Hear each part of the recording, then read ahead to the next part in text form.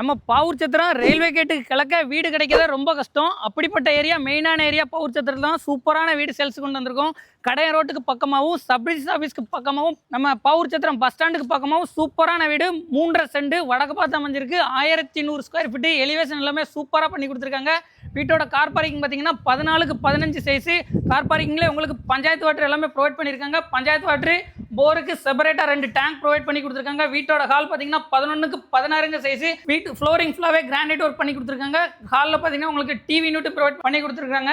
வீட்டோட master bedroom, secondary bedroom பார்த்தீங்கன்னா 10க்கு 11 size with attach டாய்லெட்டோட provide பண்ணியிருக்காங்க. வீட்டோட கிச்சன் பார்த்தீங்கன்னா உங்களுக்கு 11க்கு 10 சைஸு.